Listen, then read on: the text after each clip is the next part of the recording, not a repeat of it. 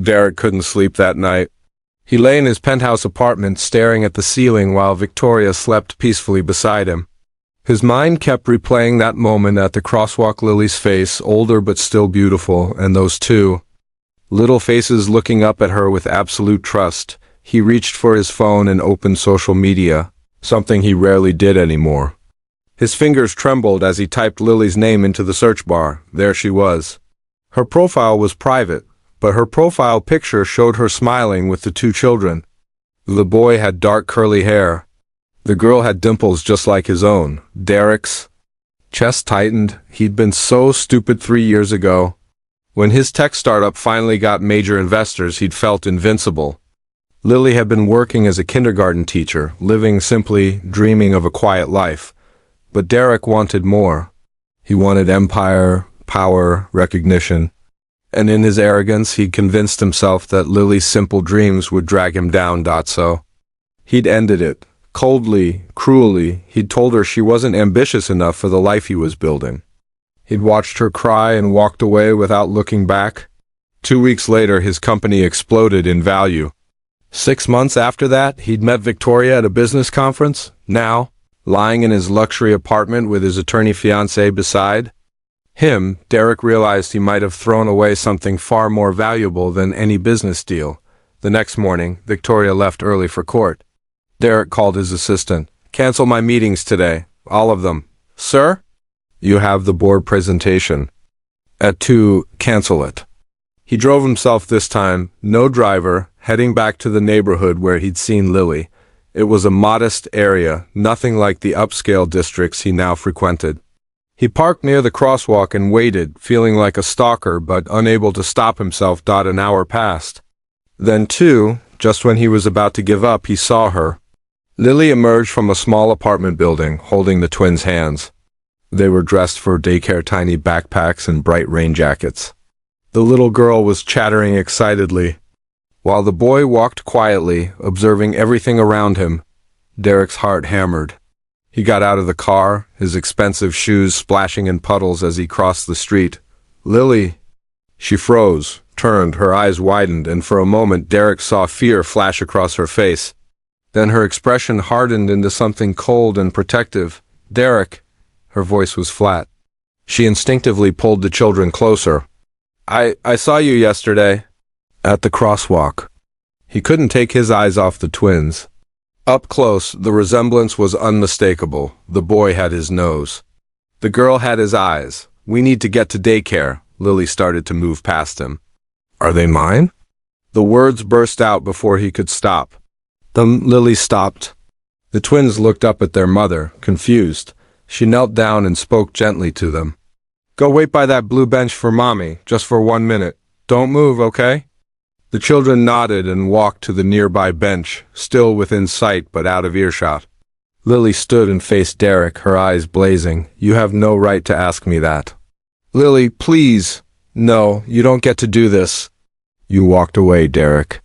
You told me I wasn't good enough for your new life.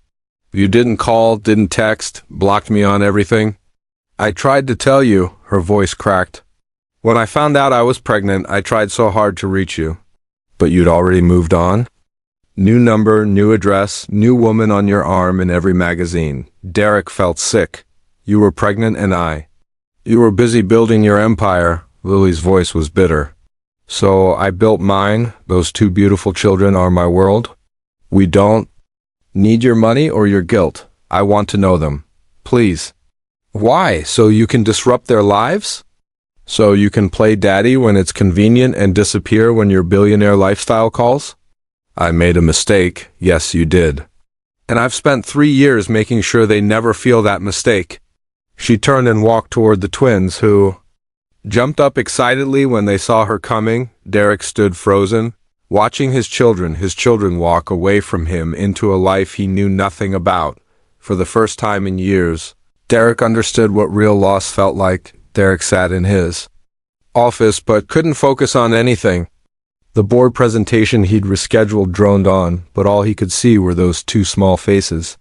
His phone buzzed constantly with messages from Victoria about wedding planning, but he couldn't bring himself to respond. He'd hired a private investigator by noon. He hated himself for it, but he needed to know everything. By evening, a file landed on his desk. Lily Martinez, age 32, kindergarten teacher at Sunshine Elementary. Twins, Ethan and Mia Martinez, age 2 years and 8 months.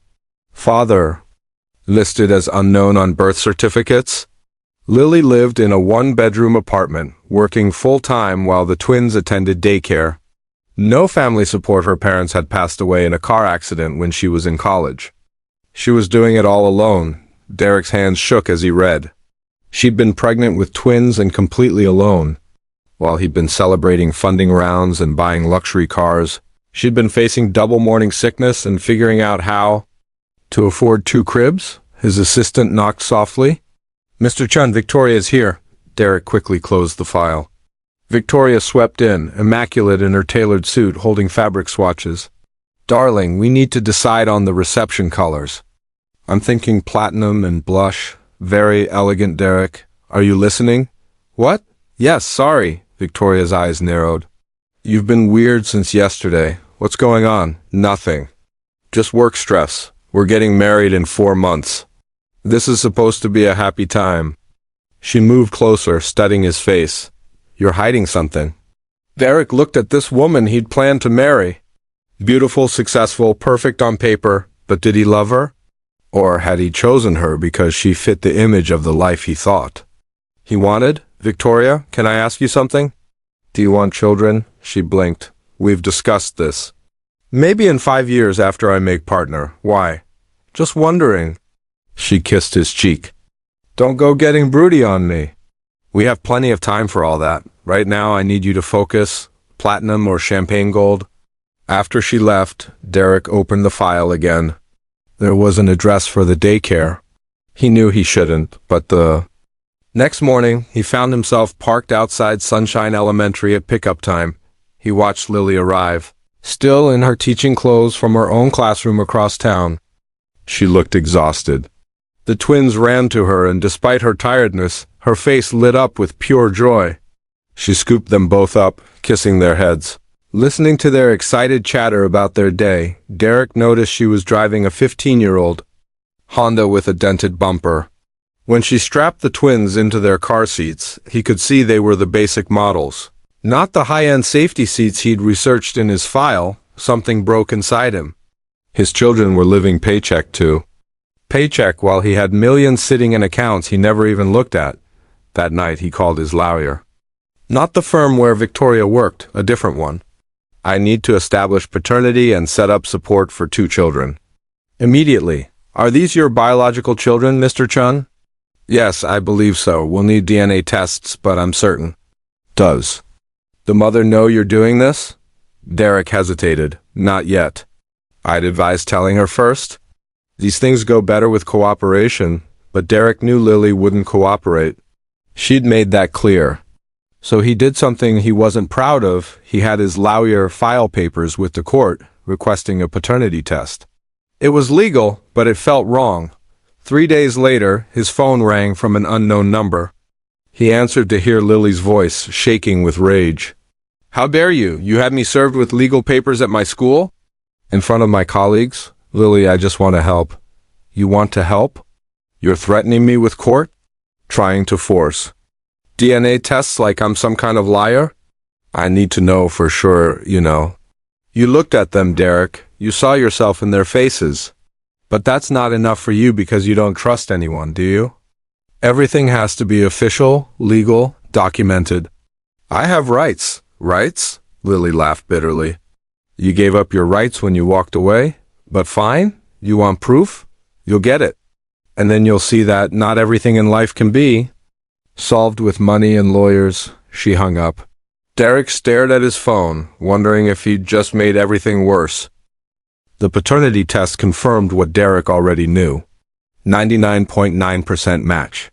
Ethan and Mia were his children. He sat in the lab parking lot, staring at the results, feeling the weight of it all. He was a father. Had been for almost 3 years without knowing it. His lawyer called within an hour. "Congratulations, Mr. Chun. Now we can proceed with custody arrangements and child support. Given your financial position, I'd recommend..." I don't want to fight her for custody. Sir, you have every right to equal parenting time. She's been their mother for their entire lives. I've been Dobson. I just want to support them. Make sure they have everything they need. Very well.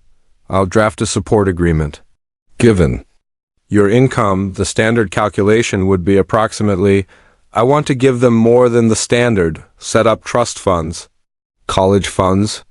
Make sure Lily doesn't have to work 2 jobs to make ends meet. Mr. Shun, I should warn you that excessive support can sometimes be seen as attempting to buy affection or manipulate. That's not what this is. But even as he said it, Derek wondered, what was this? Guilt? A desire to fix his mistake with money because he didn't know how else to fix it? That evening, Victoria came over with wedding binders. Derek knew he couldn't put it off any longer. Victoria, we need to talk. She looked up from the seating chart she'd been arranging. Something in his tone made her set down her pen. You're scaring me. I have 2 children, twins. They're almost 3 years old. The color drained from Victoria's face. What? I didn't know.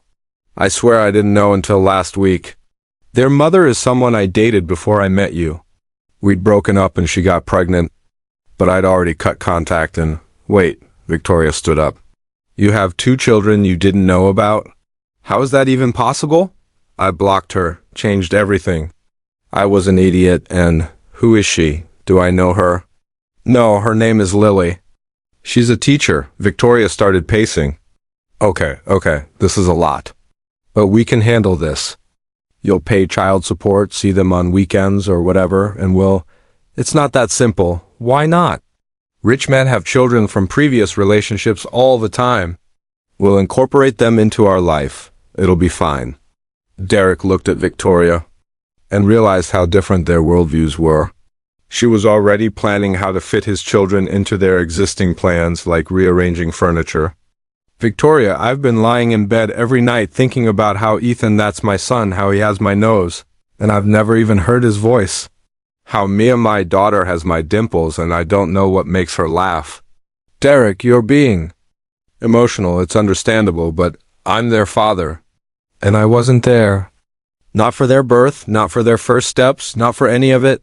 Victoria sat back down, her voice careful. What are you saying? I don't know if I can do this. The wedding. All of it feels wrong now.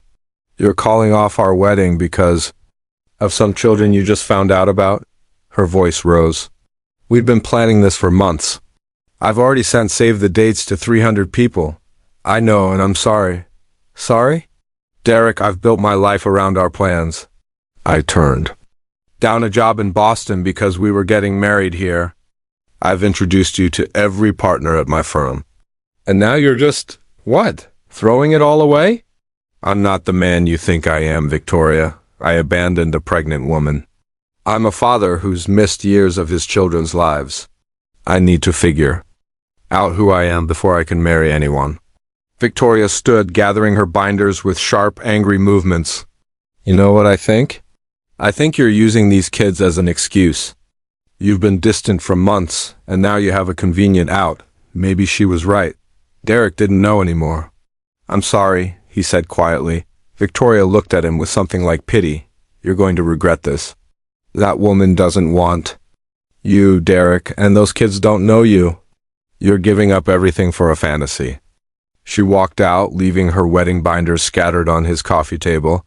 Derek sat alone in his penthouse, surrounded by expensive furniture and empty space, and wondered if Victoria was right. Derek's lawyer set up a formal meeting with Lily and her court-appointed advisor. They met in a neutral conference room, sterile and uncomfortable. Everything Derek hated about legal proceedings. Lily arrived in a simple dress, her hair pulled back, looking nervous but determined. She wouldn't meet his eyes. The lawyers discussed support amounts, visitation schedules, and legal terminology that made Derek's stomach turn. These were his children they were discussing like a business transaction. Finally, Lily spoke.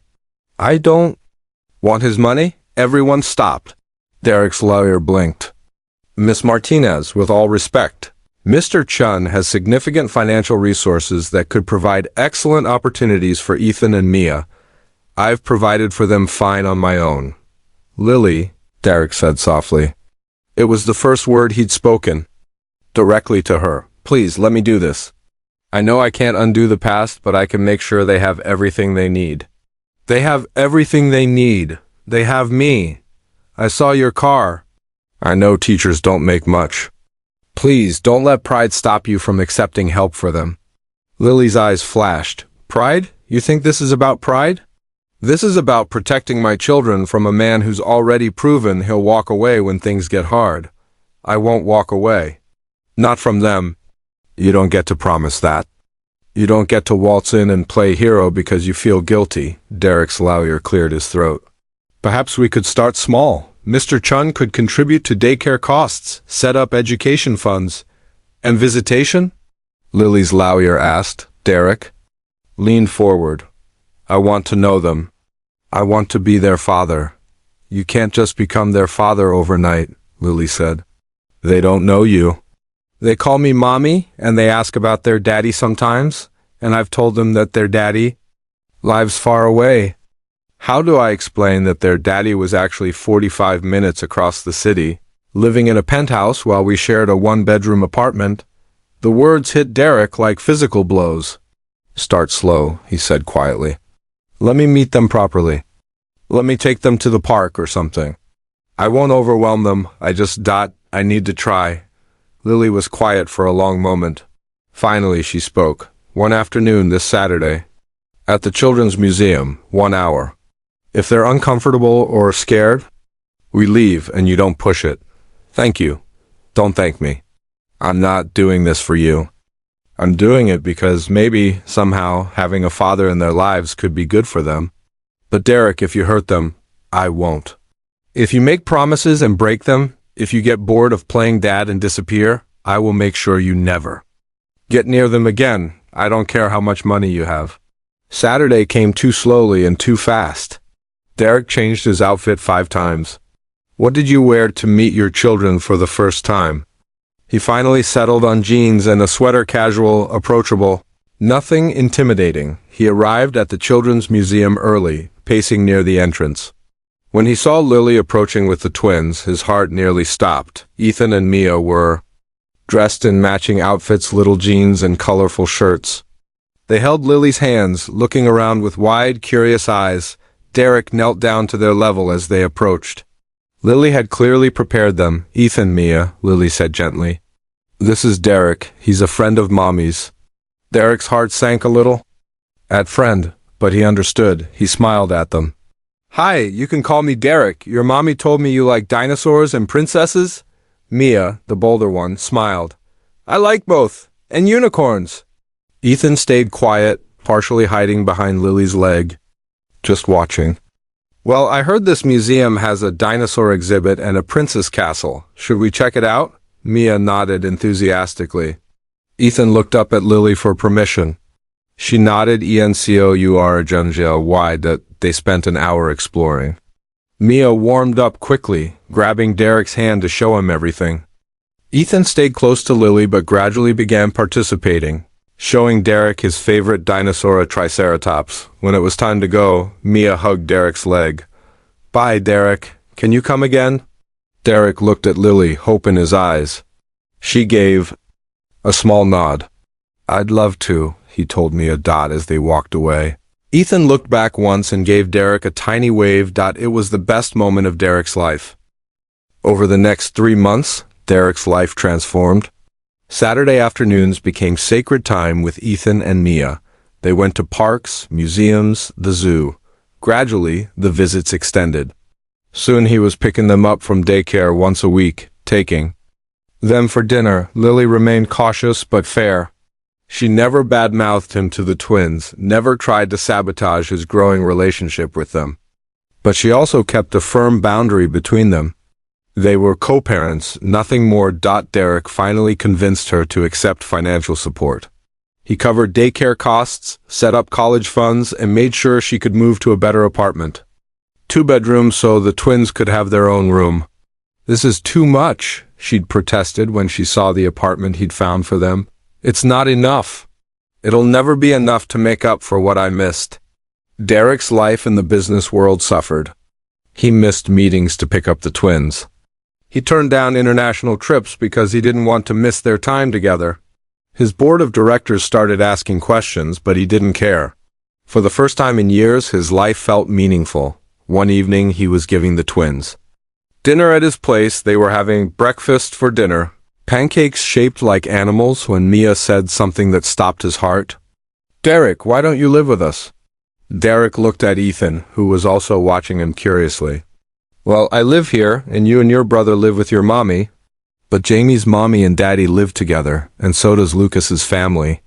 Derek carefully flipped a pancake shaped like a bear. "Sometimes mommies and daddies live in different houses, but that doesn't mean they don't love their kids very much. Do you love us?" Ethan asked quietly. It was a question he'd never asked before. Derek set down the spatula and knelt between their chairs. "Yes, I love you both so much. Then why don't you live with us and mommy?" How did you explain adult complexity to 3-year-olds? "It's complicated, buddy. But I promise I'm always going to be here for you, okay?" Later that night, after he'd driven them home and watched Lily take their sleepy bodies inside, Derek sat in his car thinking about Mia's question, why didn't he live with them? The truth was complicated. Yes, he and Lily were different people now. Yes, they'd hurt each other. But watching her with the twins, seeing how she'd built a life of love and stability despite everything he'd put her through, she was remarkable. And the more time he spent with her, dropping off the kids, exchanging messages about their schedules, seeing her laugh at something Mia said, Derek realized the feelings he'd buried 3 years ago had never really died. He was still in love with Lily Martinez, but that love was complicated now by guilt, by the years he'd lost, by the knowledge that he'd hurt her deeply. He had no right to want more than what she was already generously giving him. A few weeks later, Ethan got sick. A high fever that wouldn't break. Lily called Derek at 2 in the morning, her voice panicked. "I'm taking him to the emergency room. Mia's sleeping and I don't want to wake her, but I can't leave her alone. I'm on my way. 5 minutes." He broke every speed limit getting there. Lily met him at the door, Ethan limp in her arms, his little face flushed with fever. "Go, Derek." Sighed. "I'll stay with Mia. Text me updates." "Thank you." Tears were streaming down her face. "Thank you." Derek sat in Lily's small apartment, watching Mia sleep, praying for Ethan to be okay. He looked around at the home Lily had built, modest but filled with love. Photos of the twins everywhere, their drawings on the refrigerator. A life she'd built without him. His phone buzzed. A text from Lily. "They're giving him antibiotics, ear infection. He'll be okay." Derek sank into the couch with relief. When Lily came home at dawn with a sleeping Ethan, she found Derek asleep on the floor next to Mia's bed. Having moved there when she'd had a nightmare, Lily stood in the doorway, looking at this man who'd broken her heart, now protecting her daughter's sleep, and something in her carefully constructed walls began to crack. The twins' 3rd birthday party was at a local park. Derek had offered to rent out an entire venue, but Lily insisted on keeping it simple. Just close friends from daycare, some teachers Lily worked with, and Derek. He watched Lily organize everything, the superhero and princess-themed decorations, the cake she'd stayed up late baking herself, the games she'd planned. She did it all with such love and care, never complaining about the work. Derek had bought gifts, probably too many. A bicycle for each twin, a wooden kitchen set, educational toys. When Lily saw them, she pulled him aside. "Derek, this is too much. It's their birthday. I missed their first 2 birthdays. Please let me do this." She sighed but didn't argue further. They were learning to pick their battles. The party was beautiful. Ethan and Mia were in heaven, surrounded by friends, playing games, their faces covered in cake. Derek helped Lily serve food, clean up spills, and mediate toddler disputes over toys. One of Lily's teacher friends, an older woman named Mrs. Garcia, watched them work together. "You two make a good team," she commented. Derek and Lily looked at each other, then quickly looked away. After the party, after all the guests left, they sat on a park bench while the twins played on the swings, supervised by Mrs. Garcia, who'd offered to watch them for a few minutes. "Thank you for including me today," Derek said. "They love you, I can see it. You're good with them." "I'm trying. I know I can never make up for Derek." Lily turned to face him. "Can we stop? The constant apologies, the guilt. It's exhausting. You weren't there before. You're here now. Can't that be enough? Is it enough for you?" Lily was quiet, watching their children laugh on the swings. "You broke my heart. When I found out I was pregnant and couldn't reach you, I was terrified, alone, and angry. So angry at you. I'm sorry. I know you are. But here's the thing I've realized over these past few months. You're not the same person who walked away. You've changed. Or maybe you just grew up. I don't know. Lily, let me finish. I've spent 3 years building walls around myself and the twins, protecting us from getting hurt again. But watching you with them, seeing how you've shown up every single time, even when it's hard. Derek, you've become the man I always hoped you could be."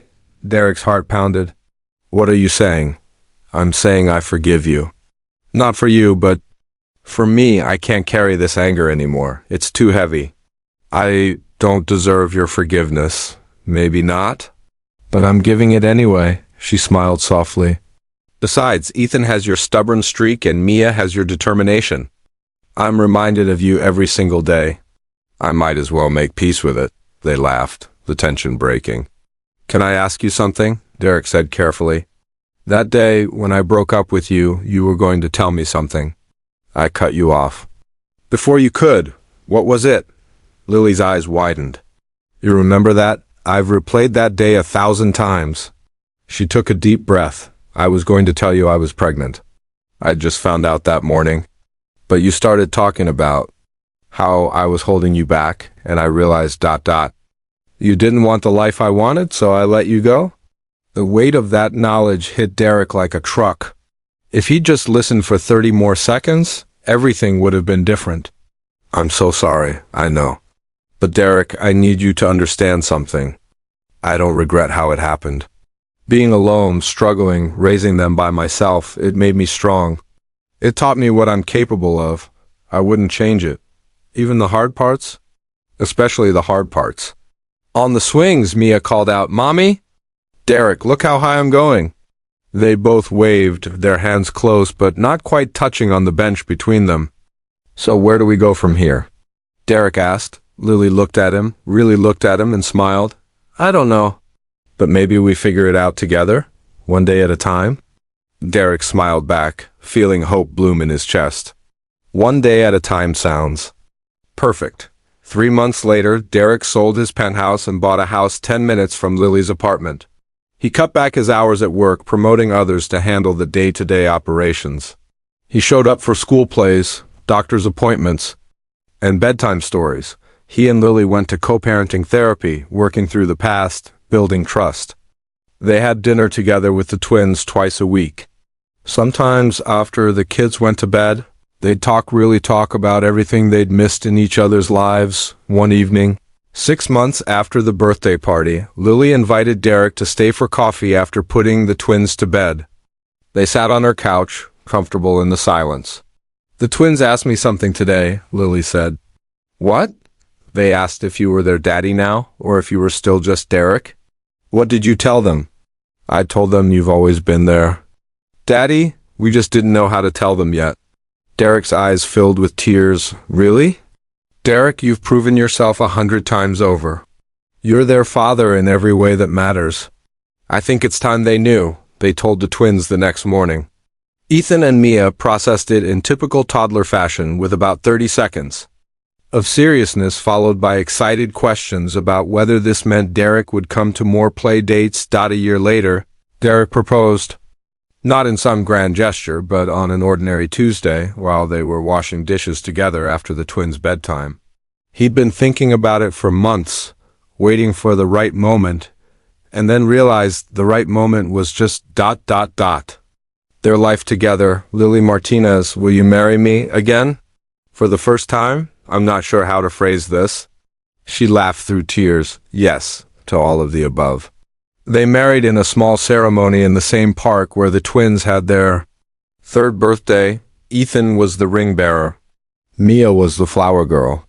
Both of them took their roles very seriously. Derek's vows were simple. I promise to show up, every day. For the rest of our lives, Lily's were simpler. I promise to let you. They bought a house together, one with a big backyard. Derek cut back his business even more, focusing on what mattered. Lily kept teaching, because it was her passion. Their life wasn't perfect. They had arguments about discipline, strategies, disagreements about screen time, debates about private school versus public. But they faced everything together. On the twins' 5th birthday, Derek found Lily in the kitchen early in the morning, baking their cake. Remember 5 years ago? He asked. I almost destroyed the best thing that ever happened to me. You didn't, though. We found our way back. What if I'd never seen you at that crosswalk? Lily turned from the cake, flour on her nose, and smiled. But you did. And every day since, you've chosen us. That's what matters. From upstairs came the thunder of small feet and excited birthday morning shouts. Derek and Lily looked at each other and laughed. Ready? She asked.